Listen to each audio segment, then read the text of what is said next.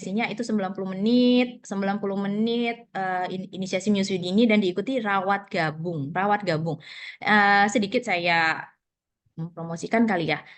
Kita di Rumah Sakit Julham, kalau bayi itu lahiran itu pasti rawat gabung. Jadi bayi dengan ibu tidak dipisah, pasti dirawat gabung. Jadi ibu eh, di dalam ruangan, satu ruangan dengan si bayi. Tujuannya apa rawat gabung? Ini salah satu kunci sukses menyusui. Kenapa?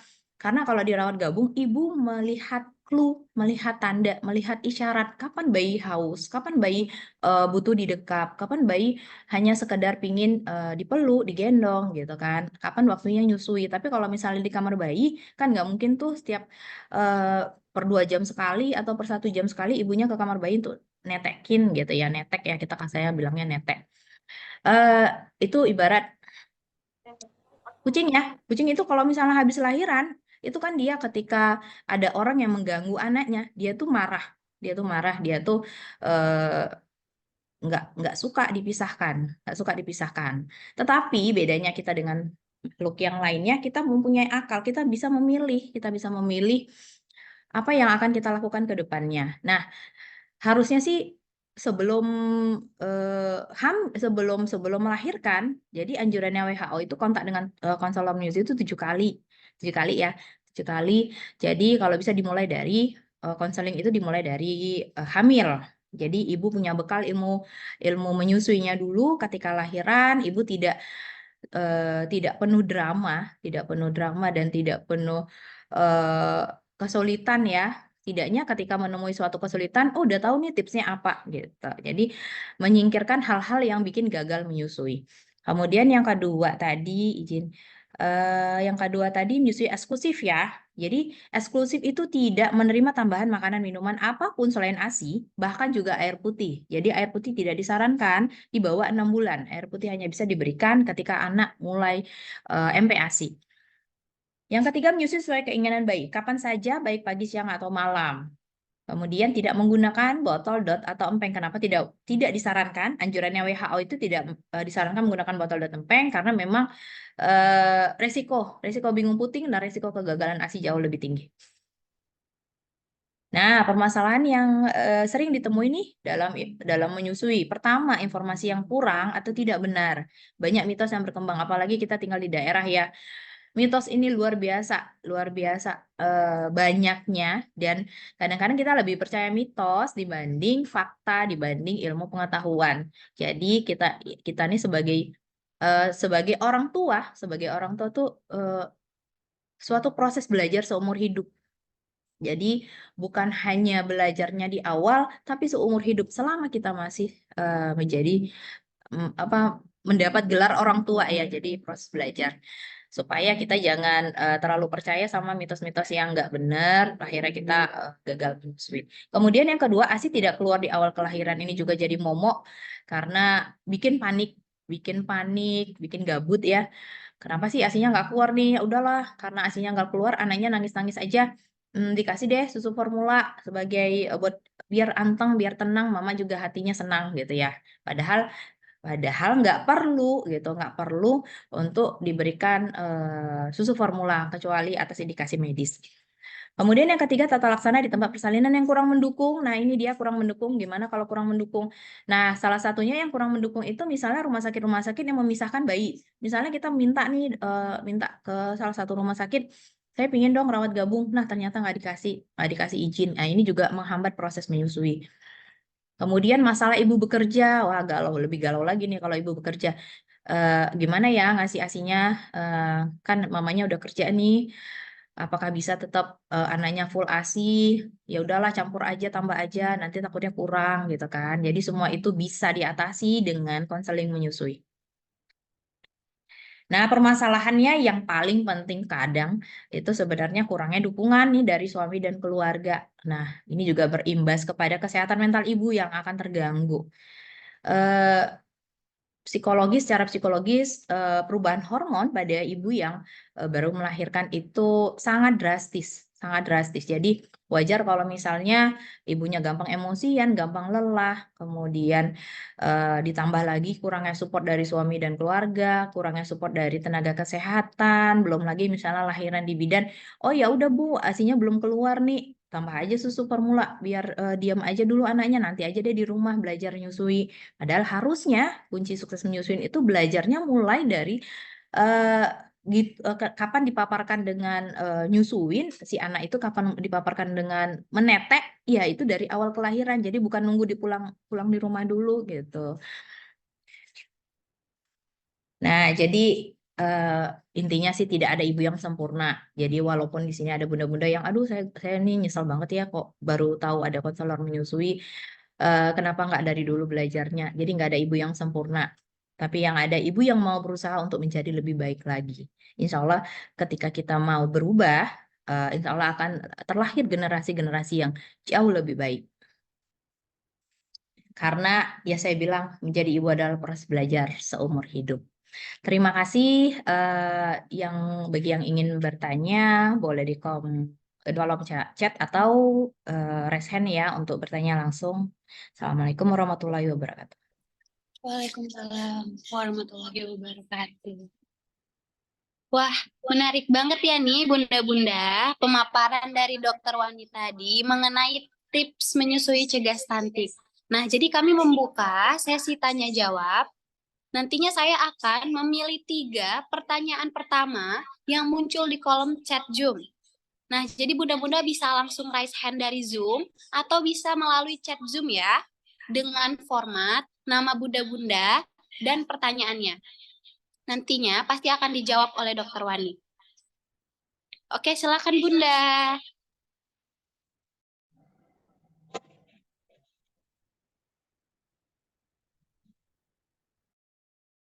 Halo, Assalamualaikum Iya, dok. iya Bunda, silakan. Mbak, saya mau bertanya nih Mbak. Ada 2 sih Iya, pertanyaan saya. Yang pertama, boleh diaktifkan kameranya Bunda? bentar ya. Oke. Yang pertama, berapa lama waktu bertahannya booster di freezer? Sehingga perlu nggak waktu kita memerah ASI dibuat tanggalnya? Kemudian yang kedua, apakah ada perbedaan isi ASI di payudara kanan dan kiri? Mohon penjelasannya dok, terima kasih. Assalamualaikum warahmatullahi wabarakatuh. Waalaikumsalam warahmatullahi wabarakatuh. Terima kasih nih Bunda pertanyaannya. Jadi dokter bisa langsung dijawab. Tadi pertanyaannya berapa si booster bertahan di freezer? Oh, ASI perah ya. Berapa lama ASI perah bertahan di freezer atau di kulkas? Jadi kalau misalnya di chiller di kulkas biasa itu sekitar 3 hingga 5 hari, kemudian di freezer yang satu pintu tuh maksudnya bergabung antara yang kulkas bawah sama yang freezer atas itu sekitar 1 bulan. Tapi kalau di freezer yang 2 pintu itu bisa sampai 3 bulan. Dan di freezer khusus itu bisa bertahan bahkan sampai 6 bulan. Tapi gini, ya sedikit aku jelasin. Kalau dulu itu prinsipnya itu LIFO ya. LIFO itu last in first out. Sorry, maaf, dulu Vivo dulu first in first out. Jadi misalnya gini, dulu itu aturan penyimpanan ASI perah itu Vivo first in first out. Jadi misalnya nih bundanya merah tanggal 1, 2, 3, 4, 5. Setiap tanggal tuh setiap hari kan kita buat tanggalnya tuh di kemasan ASI perahnya. Jadi kalau misalnya tanggal 6 bundanya bekerja atau mau keluar nih. Nah, tanggal 6 kalau dulu metodenya itu kita gunakan yang paling pertama kita perah. Misalnya berarti di tanggal 1 ya, kan first in first out. Jadi yang pertama kali dimasukin ke kulkas, disimpan di kulkas itu yang pertama kali dikeluarin gitu ya dulu ya. Nah, sekarang setelah berbagai penelitian, terutama penelitian di dunia ya, prinsip penyimpanan ASI itu enggak seperti itu lagi, tapi LIFO, last in first out. Last in first out itu yang terakhir disimpan itu yang pertama kali digunakan. Kenapa? Ternyata semakin lama penyimpanan ASI perah, kualitas ASINya semakin menurun. Jadi ibarat kalau kita nyimpan makanan, nah semakin lama kan semakin rasanya berubah ya. Nah, termasuk juga kualitas gizi juga berkurang. Tetap kita memberikan memberikan rasa dan kualitas ASI yang paling mendekati dengan ASI segar gitu. Jadi kalau misalnya tanggal 1, 2, 3, 4, 5 perah, kemudian mau dipakai tanggal 6. Artinya kita gunakan ASI yang paling terakhir di perah, yaitu tanggal 6. Atau kalau misalnya bundanya perah di tanggal 6 itu paginya misalnya, ya udah yang tanggal 6 itu duluan yang digunakan. Jadi yang selebihnya dikemanain nih kan gitu, jadi pertanyaan apakah dibuang gitu ya, apakah dibuang ASI yang tanggal 1 itu, karena kan prinsipnya yang terakhir diperah digunakan. Yang ASI yang pertama kali diperah, yang paling lama diperah, yang paling lama disimpan itu sebagai cadangan ketika memang stok ASI segar atau ASI yang paling terakhir diperah sudah menipis atau sudah habis gitu. Jadi bukan berarti kita buang, nggak, tetap boleh kita simpan. Tapi untuk diberikan ke bayi kita usahakan yang paling segar, yang paling terbaru. Seperti itu. Yang pertanyaan kedua tadi apa ya, saya lupa. Oke, baik. Ini saya membaca. Oke, gimana nih Bunda Andriani? Sudah paham belum apa yang disampaikan Dokter Wani? Atau ada pertanyaan lainnya? Pertanyaan yang nomor 2 belum dijawab tadi. Apakah ada perbedaan isi ASI di payudara kanan dan kiri? Mohon penjelasannya ya, Dok. Oke. Oke, ada sih. Jadi nggak ada perbedaan. Jadi kalau dulu ada mitos tuh ya, kalau yang kanan makannya, yang kiri minumnya gitu ya. Jadi tidak ada perbedaan kualitas ASI yang payudara kanan dan kiri seperti itu. Oke, sudah jelas nih ya, Bunda. Terima kasih ya, Dok. Oke. Assalamualaikum warahmatullahi wabarakatuh. Oke, Dok. Jadi ini ada nih dari chat Zoom yang bertanya dari Bunda Dini Atika. Dok, apa wajib minum ASI booster sebelum melahirkan untuk mendukung kelancaran produksi ASI? Gimana nih, Dok, tanggapannya? Oke, ini yang sering kita suka kemakan iklan ASI booster. Saya sih tidak mengharamkan namanya ASI booster, cuman ASI booster tuh hanya boleh dikonsumsi ketika ada anjuran dari dokter laktasi atau konselor menyusui. Kenapa? Karena malah itu bisa jadi bumerang. Jadi bumerang ketika misalnya nih, ketika baru lahiran, dor-doran nih minum ASI booster berbagai merek, daya hisap si bayi ini belum optimal, perlekatan belum optimal, kemudian anak juga masih males-malesan minum. Nah, dapatlah booster ASI. Jadi itu kayak kayak kayak serangan gitu. Jadi resiko terjadi pembendungan ASI. Nah, pembendungan ASI yang terlalu lama atau eh, terlalu pembunuhan yang terlalu besar gitu kan, yang bikin nyeri, yang nggak bisa dikeluarkan maksimal. Nah, itu resiko malah jadi mastitis. Nah, perlu nggak dari hamil minum ASI booster? Tidak ada kewajiban ibu dari hamil maupun pasca lahiran untuk minum ASI booster ya. Jadi nggak ada kewajiban. Jadi kunci sukses menyusui tadi seperti yang saya bilang, malah perlu dulu ilmunya, kemudian dilakukan tuh golden standarnya WHO. Nah, step-stepnya. Nah, ketika semua itu dijalanin, insya Allah ya, insya Allah eh, Allah itu udah menjanjikan. Allah itu udah menjanjikan. Aku memberi kalian amanah, Allah memberi kita amanah, itu udah beserta makanannya, yaitu ASI. Jadi sebenarnya tidak ada ibu yang tidak bisa menyusui atau tidak keluar ASInya, itu sangat, persentasenya itu sangat sedikit. Artinya apa? 99, sekian sekian persen itu hampir seluruh ibu yang bisa melahirkan itu bisa menghasilkan ASI. Yang ada biasanya ibunya kurang teredukasi. Jadi nggak perlu minum ASI booster tuh dari hamil ya. Ada maaf nih kalau saya bilang sih nggak ada manfaatnya lah, ngabisin duit aja, mending konseling ya Mbak ya. Oke, gimana nih, Bunda?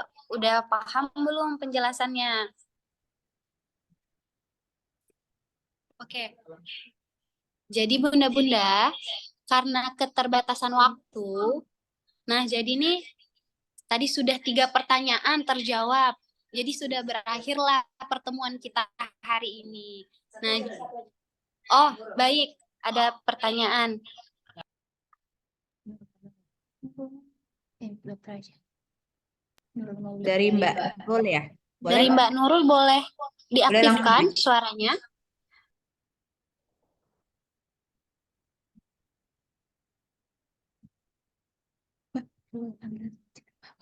Mbak Nurul, gimana nih?